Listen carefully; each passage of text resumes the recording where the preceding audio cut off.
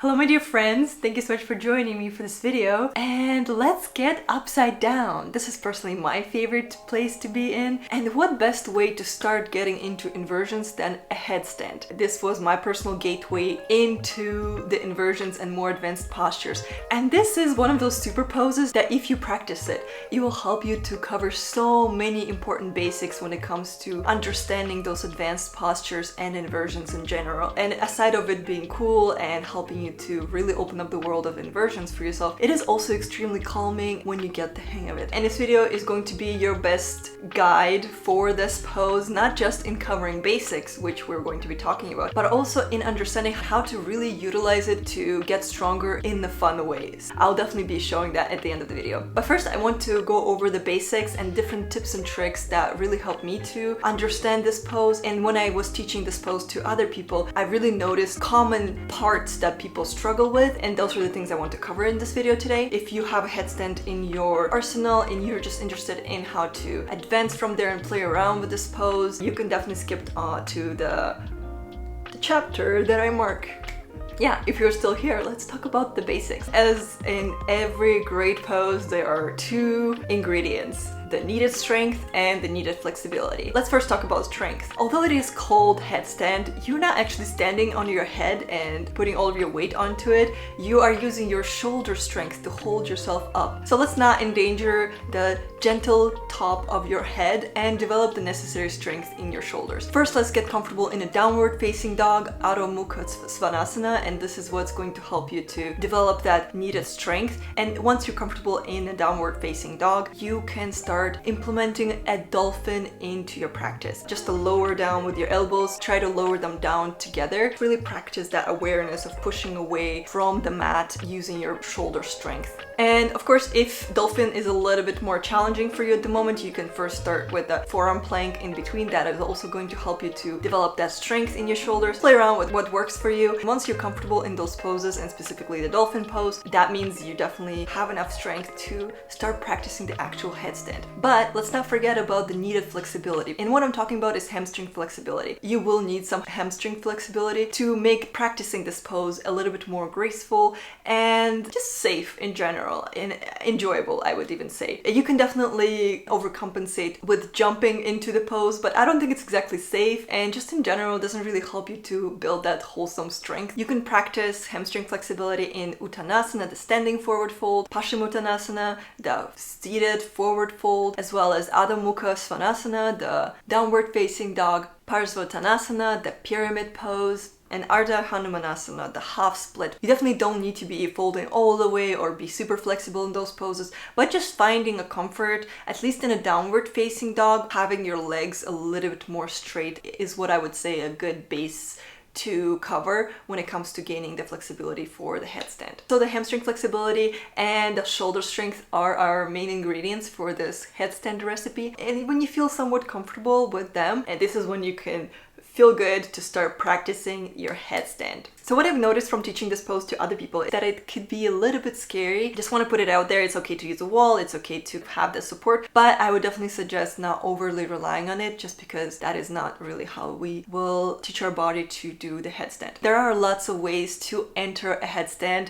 and start practicing it. I personally really love the egg method. First, you place your forearms on the mat, lock your hands together, and hug the back of your head. Start by understanding how the weight will be distributed and how you can activate your shoulders to hold yourself up. And this is where the hamstring flexibility really comes in handy, coming as close as you can to your body and bringing the weight more and more into your shoulders. And this is where the egg is happening. You bring one knee into your chest. And this is a great drill. You can just switch your legs. It just takes away that little bit of support when it comes to your legs, but not fully. Eventually, we want to get to a point where we're in the full egg. Our knees are fully in and hips are over the shoulders. So this is a great place to hang out, feel the headstand, because that is where it's happening. Remember, just take your time. You can do all of the steps all together every practice, or you can start implementing only one step in your practice, another step another time when you're ready. Do what works for you. And once we're in that egg and we're comfortable there, this is where we can start shooting one leg up. That wall or a spotter could be really handy. Slowly shooting that leg up. This is a great practice, and bringing it back in and shooting another leg up. and just switching, and then maybe shooting one leg up and then shooting a second leg up. And I find it much more comfortable to do it from the egg, just because you get to really establish your base and then get the legs involved, because those things really can throw you off the balance. And what really makes this pose work is your engagement. You're engaging your whole body, your core is supporting your legs, and your legs are also engaged to be connected to the core. So remember to just constantly squeeze. It might feel like a lot of effort at first to just constantly engage every moment of the pose, but it is something that will be easier with time, and you'll find that balance of ease and engagement, and this is when the pose really starts to become fun. And another equally important point is your breath. When I taught other people to do headstand, they just stop breathing whenever they just get one leg off the ground. And when you start practicing the breath earlier in your headstand, this will really help you to cover this very important basic of proper breath when it comes to being upside down. Instead of trying to squeeze yourself and hold your breath, try to breathe actively with a powerful ujjayi breath. You're practicing breathing through every step. And this is what cultivates this wholesome core strength. And talking about wholesome core strength, one of the things that I really try to accentuate on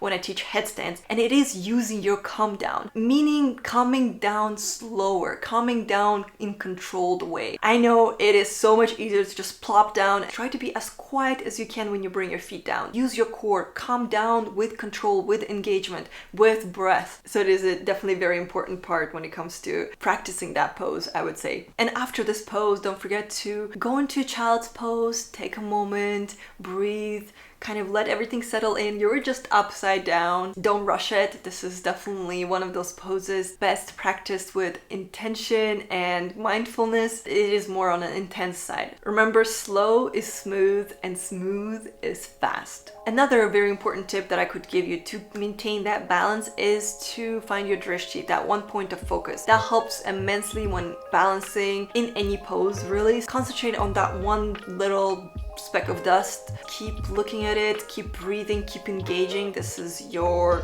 zone. Now that we can do this pose, let's have fun with it. Even though I could do this pose 3 years ago, I'm still having fun with it and finding new ways to enjoy it. First thing that I covered with headstands and what I still love using it for, and it is core strength. Sometimes I want to do core drills, and being upside down is the funnest way to do it in headstand. And this is where you can lower your legs with control, with breath, and that is a great core workout, as well as having your legs at a 90 degrees angle. Just try to hold it, try to engage it. You can go from a headstand pressing into pincha. If you have pincha in your practice, this is super powerful. And one of the other headstand variations is a tripod headstand. From the tripod handstand, you can do so many different transitions because it allows you to really straighten your arms. So you could transition from a tripod handstand into a crow or a crane. You can try practicing lotus in a headstand, but be careful, of course, not everyone's knees are comfortable with that. That's something I like to do. Then you can fly into a lotus crow. This is just things off the top of my head and that I personally practice, but really explore and definitely let me know if there's any other way that you play around with the headstand. So yeah, honestly, after you practice that headstand, you are good to really expand further. I would suggest to start practicing your pincha mayurasana. I have a great video on covering the basics. Let me know if you have a headstand in your practice, or if this is something that you're working on or want to work on. Let's chat in the comments. Thank you so much for joining me for this video.